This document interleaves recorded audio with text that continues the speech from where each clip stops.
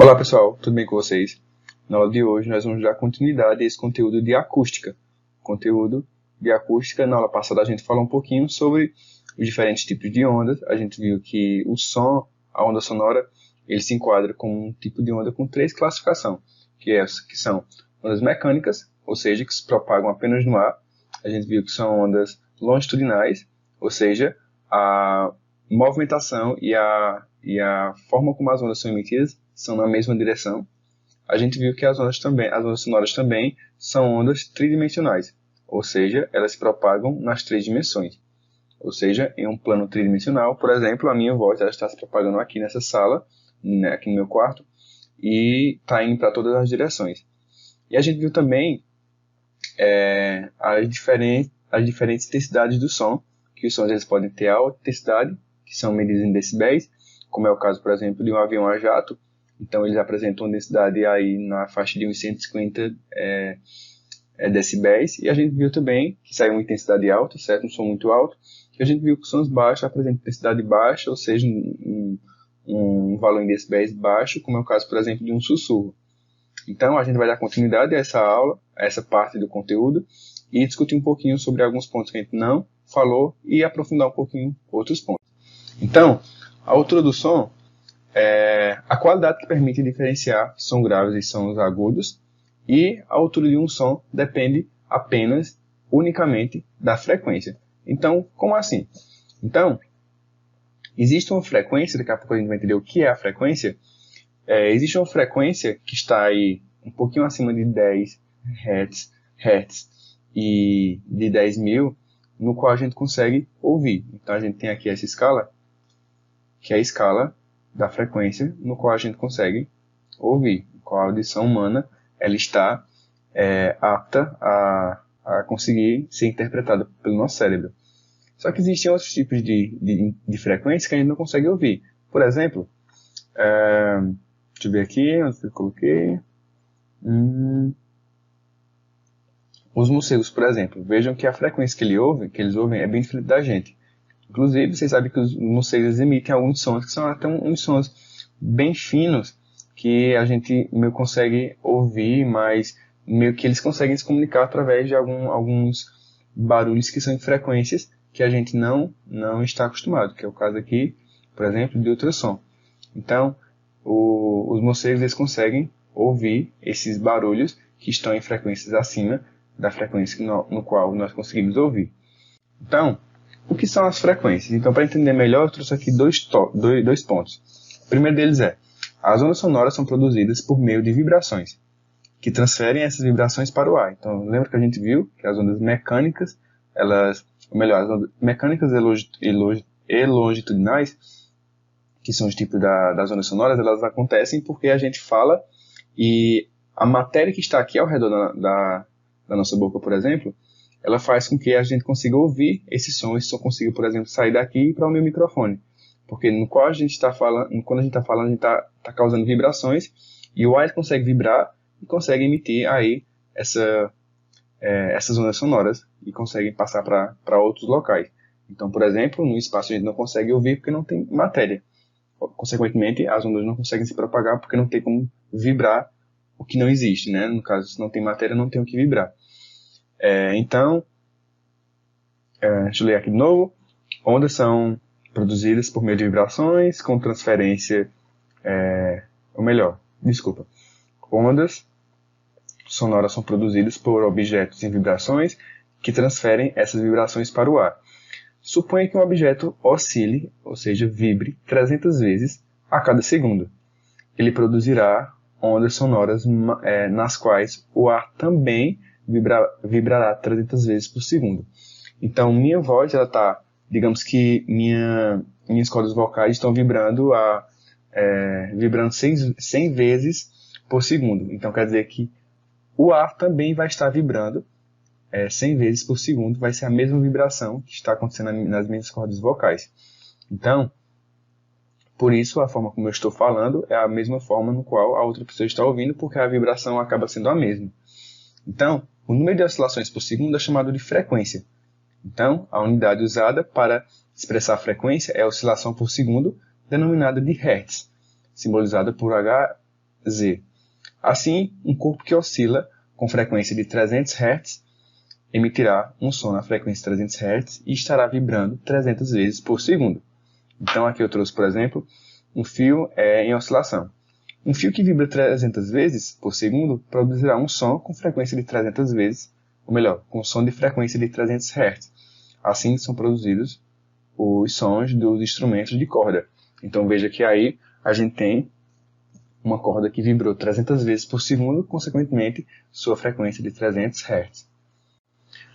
Dando continuidade, eu trouxe aqui alguns equipamentos sonoros no qual para a gente entender como é que funciona esse processo de oscilação, fazendo com que o som ele emita. Então, por exemplo, ao afinar o violão, as cordas são tensionadas, ou seja, são esticadas, até que imitam exatamente o som de uma certa frequência. Quando isso acontece, dizemos que o instrumento está afinado. Ao tocar o violão, a instrumentista, a pessoa que está tocando, coloca propositalmente os dedos em várias posições do braço do instrumento. Com isso, ela altera a frequência de vibrações das cordas, emitindo a nota desejada. Então, por isso a gente coloca os dedos nas cordas dos violões em locais diferentes, porque dessa forma a gente está causando uma quantidade de vibrações diferentes, a gente está emitindo uma frequência diferente, consequentemente a gente está emitindo sons diferentes. Nas flautas, o músico abre e fecha os buracos e com isso altera a composição da coluna de ar que vibra dentro do instrumento, emitindo diferentes notas. Então, quando eu abro e fecho diferentes locais de uma flauta, eu vou estar meio que... Qual é o termo que eu posso usar? Meio que manipulando as frequências do ar que está dentro desse instrumento.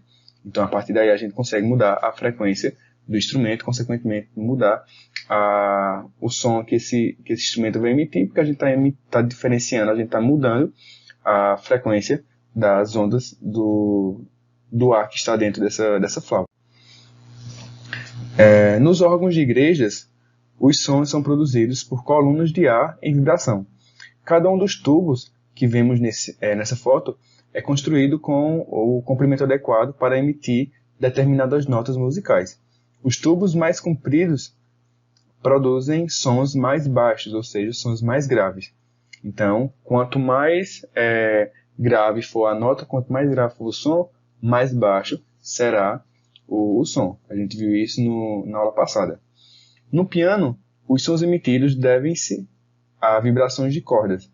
As cordas mais compridas apresentam menores frequências de vibrações e emitirá, portanto, sons mais baixos, ou seja, sons mais graves. Para afinar um piano, o afinador aperta ou frouxa o parafuso que pressiona as cordas com o auxílio de uma chave especial. Então, no piano, da mesma forma que no violão, para afinar a gente tem que esticar ou relaxar um pouco as cordas para que a gente consiga emitir uma frequência, emitir uma nota da forma como quer ser ouvida. Então, se eu aumento a frequência, eu aumento o som. Se eu diminuo a frequência, eu diminuo o som. Então, para a gente ver aqui outro ponto interessante quando a gente fala sobre diferentes sons, quando a gente também está abordando a questão sobre frequência, a gente fala aí sobre a velocidade, no qual as ondas sonoras são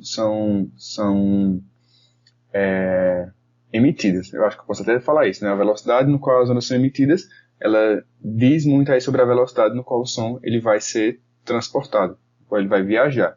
Então, a velocidade do som depende das condições do meio em que ele se propaga. Então, o avião supersônico, por exemplo, ele possui velocidade maior do que o som no ar. Então, por isso que, por exemplo, eu não trouxe uma ilustração agora para vocês, mas quando um avião a jato ele passa perto da gente, a gente consegue ouvir um som e às vezes acontece um estrondo. O que acontece esse estrondo é quando o avião ele consegue quebrar a barreira do som, ou seja, ele acaba passando mais rápido do que o som. Então, vocês podem até perguntar, mas parece sem lógica, né? Um avião ser mais rápido que o som. O som ele não viaja tão rápido. Depois eu vou mostrar um experimento e também um exemplo bem comum que todo mundo conhece sobre isso. Então, diferente da luz, que a luz ela acontece, que ela viaja numa velocidade muito rápida, o som não viaja tão rápido assim. Então nessa ilustração que eu trouxe para vocês, falando sobre o raio O raio, quando ele cai em algum local, a gente vê ele quase que instantaneamente. Só que o som a gente vê muito depois. Então, por isso que quando a gente vê um raio, a gente espera um pouquinho e a gente ouve um barulho bem forte, né, que a gente chama de trovão. Então, isso porque a luz ela viaja em uma velocidade muito rápida. O som não. Então, por exemplo, eu trouxe aqui essa ilustração. Se um raio cair a 2 km de distância da gente, a gente vai conseguir ver ele quase que instantaneamente. Já o som, a gente só vai ouvir ele 6 segundos depois, aproximadamente, porque ele viaja a 1/3 de 1 km por segundo. Então, para você ter uma ideia, quando o raio cai, ele passa 3 segundos para percorrer 1 km, depois mais 3 segundos para percorrer outro quilômetro. Então, por isso que se ele cair a 2 km de distância, eu vou ver o raio quase que automaticamente. Já o som, eu vou ter que esperar 6 segundos para ele chegar. Então, veja que em uma proporção aqui, deixa eu colocar aqui, digamos que eu tenho o raio, e aqui eu tenho, ou melhor, a luz, e aqui eu tenho o som. Eles partem do mesmo lugar. Na hora que o raio cai, ele vai quase que instantaneamente para a nossa visão. Já o som não, ele vai mais lentamente, certo? Então, a luz ela viaja muito mais rápido que o som. Então, para vocês terem ideia, parece meio que sem sentido, né? Mas é o que acontece. Então, o som ele se propaga em matéria, como a gente já viu. As ondas mecânicas elas se propagam onde existe matéria. Então, não se propaga no vácuo, mas se propaga onde tem matéria. Mas, ele se propaga com diferentes velocidades dependendo do ambiente que ele está inserido. Ou seja, quanto mais sólido for o material, a gente tem uma proporção de material sólido com densidade, mas normalmente por ser mais sólido ele acaba ganhando, então a gente não comenta essa situação de densidade e de quanto mais sólido ele é. Mas, se você ver aqui, por exemplo, os materiais no qual no qual o som ele se propaga, e aqui a gente tem a velocidade no qual ele se propaga. Cadê? A velocidade propagada pelo som em metros por segundo a 20 graus Celsius. Eu coloquei aqui a 20 graus Celsius porque se aumentar a temperatura, eu posso ter uma variação aí dessa velocidade, tendo em vista que quando a gente modifica a temperatura, a gente modifica a densidade do material. Então, eu trouxe aqui um experimento, mas antes disso vocês veem aqui, ó, nesse GIF a gente vê que no ar, ó, ele sai ao mesmo tempo. O ar ele vai mais devagar, esse aqui é o som, certo?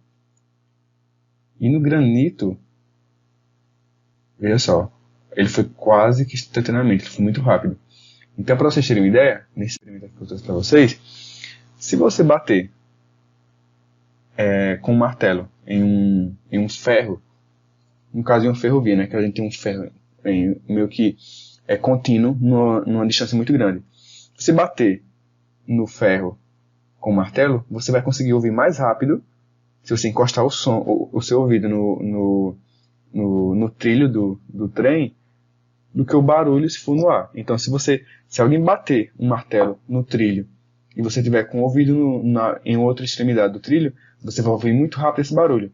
Mas quando você levantar, depois de muito tempo, você vai ouvir o som vindo pelo ar. Então, pelo ar, o som percorre mais devagar.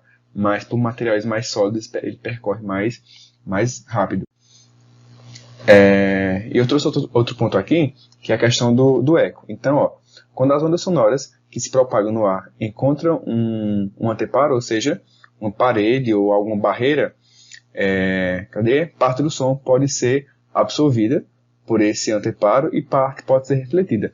Então, por exemplo, em um ambiente quando não tem nenhum objeto, por exemplo, uma casa nova, você chega na casa, se você falar alto, você vai conseguir ouvir eco. O eco é porque, na hora que você está falando, a sua voz está batendo na parede e está voltando para você. Então, uma sala muito vazia, a sua voz, como ela consegue ser transportada de forma tridimensionalmente, ela vai bater nas paredes tudinho e vai voltar para você. Então, por isso que a gente consegue ouvir eco em locais vazios. Mas, por exemplo, em locais quando já tem os móveis, as ondas sonoras elas são absorvidas. Então, por exemplo, meu quarto agora está mobiliado. Eu tenho um guarda-roupa, cama, tenho minha mesa aqui. Então, a minha voz está sendo absorvida pelos materiais. Então, por isso que eu não ouço eco. Mas se eu tirar todos esses materiais daqui do meu quarto, ele vai começar a emitir eco, porque não tem um material para ser absorvido. essa onda sonora não tem como ser absorvida, então ela vai bater na parede e voltar para os meus ouvidos. Então é assim que a gente consegue ouvir os ecos. Então por isso numa caverna a gente ouve muito eco, porque a voz vai, bate nas paredes da caverna e volta para a gente, certo? Eu trouxe aqui um videozinho para vocês. Existe uma coisa chamada de efeito Doppler. Efeito Doppler é quando a gente consegue ter uma modificação no barulho que a gente ouve de acordo com a distância. Então, por exemplo, isso vocês já devem ter percebido no dia a dia de vocês, mas quando vocês verem uma ambulância, por exemplo, um carro de bombeiro, preste muita atenção. Quando ele está longe, você consegue ouvir de forma mais alta. Então é para a gente conseguir perceber. Então quando a ambulância está muito longe, a gente consegue ouvir ela de muito longe. Porque o efeito Doppler, ele cria uma maior frequência numa onda sonora, então ele deixa o barulho mais agudo. Então por isso que a gente consegue ouvir ela de longe e bem agudo. Quando ela vai chegando perto, parece que vai aumentando o barulho. Até que quando ela passa da gente, meio que parece que o som ele começa a diminuir muito rápido. Então, às vezes, ela está próxima da gente, mas a gente mal consegue ouvir ela direito. Porque o efeito Doppler ele faz o processo inverso. Quando a ambulância está muito longe, só que ela está vindo, a gente consegue ouvir bem alto. E quando ela vai embora, a gente começa a ouvir ela mais baixo, porque o efeito Doppler ele inverte a frequência. Então, quando a ambulância está vindo, a gente tem uma frequência muito alta, então por isso a gente consegue ouvir o barulho, porque quanto maior a frequência, maior o som. E quando ela está se distanciando, o efeito é o oposto, já que a sirene está no lado inverso, então a gente tem agora uma frequência muito baixa, consequentemente um som bem baixo. Então, novamente, se a ambulância vem de longe, você consegue ouvir bem alto. E quando ela passa por você, que ela vai embora, você começa a ouvir o barulho bem baixo, certo? Então, gente, espero que vocês tenham gostado dessa aula sobre acústica. E próxima aula a gente já inicia com conteúdo novo, certo? Então, tchau e até a próxima aula.